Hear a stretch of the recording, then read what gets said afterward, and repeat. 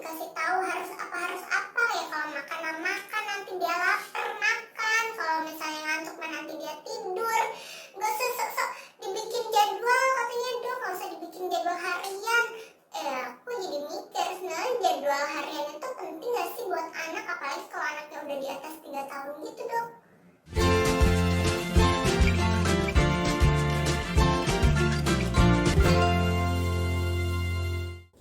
Jumpa lagi di Kamis Medis dengan saya Dr. Nadia. Kita akan bahas medis di hari Kamis. Nah, hari Kamis ini saya mau ajak teman-teman untuk belajar bareng. Penting gak sih sebetulnya kita bangun rutinitas untuk anak-anak kita, terutama anak-anak yang usianya sudah di atas 3 tahun. Simak terus video ini biar kamu dapat insight-nya.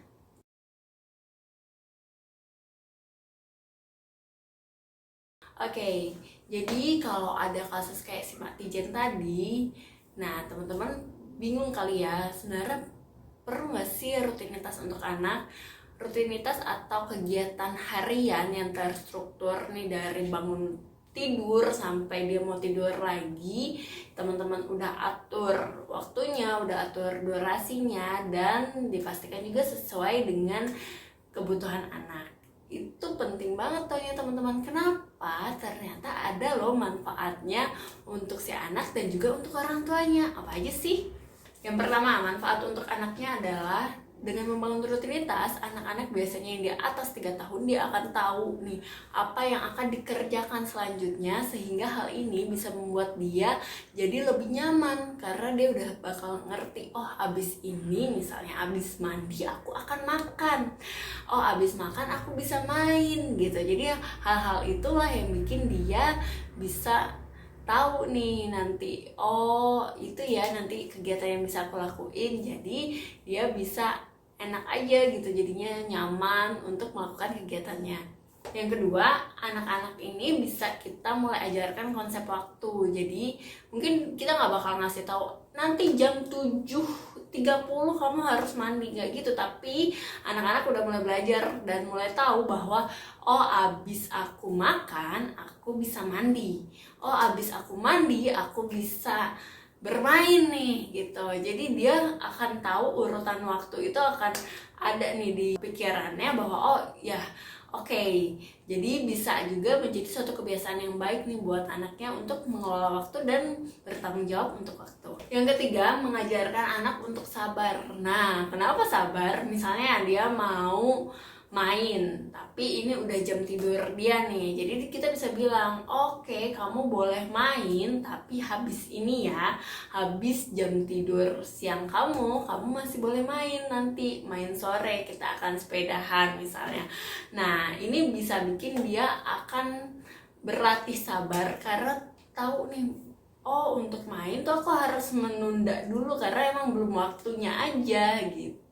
Yang keempat adalah mengurangi masalah perilaku. Jadi untuk anak-anak yang dibiasakan dapat rutinitas harian, dia akan gak terlalu banyak tantrum juga. Kenapa? Karena kita bisa tahu nih, oh dia saat jam sekian lagi lapar, berarti aku perlu ngasih dia makan. Oh jam sekian dia butuh tidur, berarti dia lebih baik diajak ke tempat tidur untuk tidur siang dibanding dia harus bermain. Hal-hal seperti itu nanti akan mengurangi masalah perilakunya.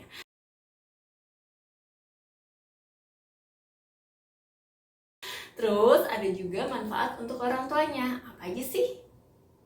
Yang pertama, manfaat untuk orang tua adalah orang tua bisa menghindari konflik dan amarah nih di rumah.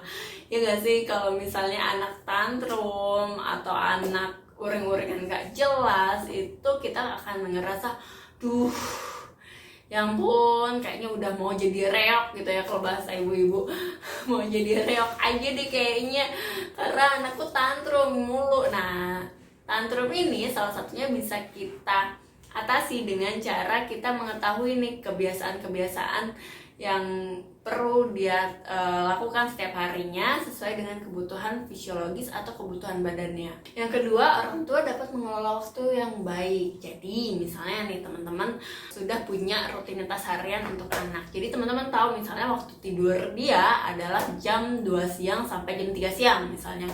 Nah di jam 2 siang sampai jam 3 siang ini misalnya kalau teman-teman nggak mau ikut tidur siang, teman-teman bisa melakukan hal lain seperti me time gitu kan.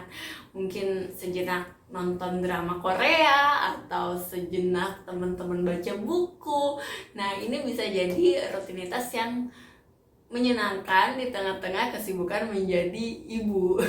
Yang ketiga, untuk teman-teman yang misalnya working from home atau WFH, nah teman-teman bisa juga untuk menyediakan waktu nih kalau teman-teman udah ngerti rutinitas atau kebiasaan si kecil. Jadi teman-teman bisa tahu, oh kayaknya anakku lagi playing atau playing time-nya itu sekitar sejam, dan di saat itu dia untuk anak usia 3 tahun biasanya dia kan kadang mau main sendiri juga ya, nggak perlu ditemenin selalu sama kita. Nah itu bisa kita sambil curi-curi, misalnya teman-teman sambil buka laptop sambil ngerjain atau sambil baca-baca apa sih presentasi yang mau teman-teman lakuin nih misalnya untuk meeting selanjutnya. Nah itu bisa juga kan dilakukan kalau teman-teman punya rutinitas harian untuk anak.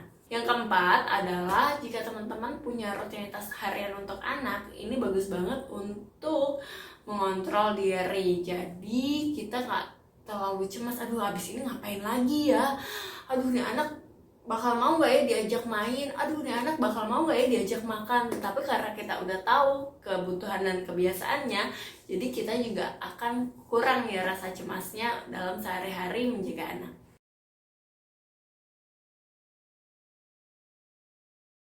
Oke, rutinitas harian ini perlu teman-teman lakukan dari pagi hari saat anak bangun tidur sampai dia mau tidur malam. Nah, saat membuat rutinitas harian itu juga ada loh yang perlu teman-teman perhatikan.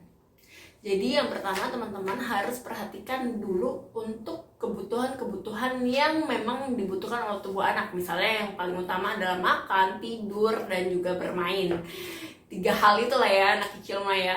Nah untuk makan teman-teman harus tahu dulu nih makannya kira-kira dia lapar di jam berapa, terus dia nanti makan snack selanjutnya jam berapa, makan utamanya jam berapa, terus harus selang berapa jam dari makan 1 sampai makan kedua gitu. Itu juga perlu diperhatikan. Idealnya sih 2 jam ya teman-teman, dari makan pertama misal makanan utama ke makanan snack, dari makanan snack ke makanan utama juga 2 jam.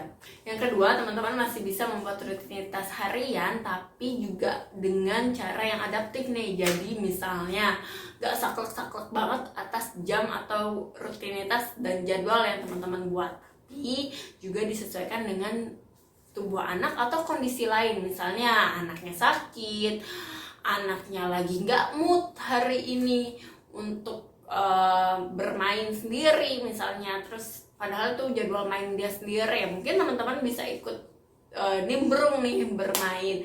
Atau misalnya dia lagi mudik, terus keluarga pada yang namanya baru ketemu lagi gitu ya setelah sekian lama, pasti ada rasa kangen. Jadi di jam dia harus tidur malam misalnya masih pengen main sama sepupu-sepupunya, ya nggak apa-apa gitu, tapi ada batasan juga yang mesti teman-teman siapkan nih. Jadi nanti kalau misalnya anaknya sudah agak terlalu jauh melenceng dari rutinitas hariannya, teman-teman boleh ingatkan lagi ke keluarga atau ke anak itu sendiri, apalagi untuk anak yang usianya di atas 3 tahun, bahwa oke, ini jam tidur kamu udah perlu tidur gitu. Yang ketiga, teman-teman juga bisa menyelipkan nih kegiatan-kegiatan bonding yang bisa dilakukan di sela-sela kegiatan harian anak. Misalnya setelah makan teman-teman bisa kasih selip-selipan, oh ya udah deh kita read aloud dulu ya gitu, atau sebelum tidur kita read aloud dulu ya buku ya, 1 buku, kamu boleh baca buku apa, kamu boleh ambil buku apa. Atau misalnya saat bersepeda kita ajak anak keluar ke taman sambil kita coba nih bonding-bonding, ayo kita main games ya. Nanti gamesnya adalah kita hitung berapa jumlah bola yang ada di jalan. Misalnya ada bola tuh tiba-tiba, atau ada kucing berapa ya yang ada di jalan ini, hitung yuk kita sepanjang jalan. Kalau kita ketemu bola atau kucing, kita nanti hitung ya sama-sama, kayak gitu. Nah, yang nggak boleh saat melakukan kegiatan harian untuk anak adalah teman-teman terlalu saklek banget nih untuk melakukan rutinitasnya, atau ya anaknya malah dibebasin banget, sesuai mood anak aja deh, nggak apa-apa.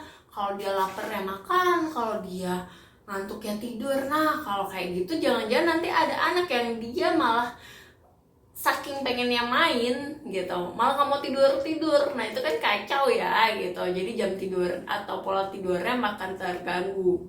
Jangan juga menjadikan suatu rutinitas harian menjadi kegiatan yang nggak menyenangkan. Jadi kayak kita tuh, pokoknya kamu harus makan, pokoknya kamu harus main hari ini, pokoknya main jam segini harus main. Jangan kayak gitu, jadi nanti anaknya juga malah, duh ini apa sih gitu ya.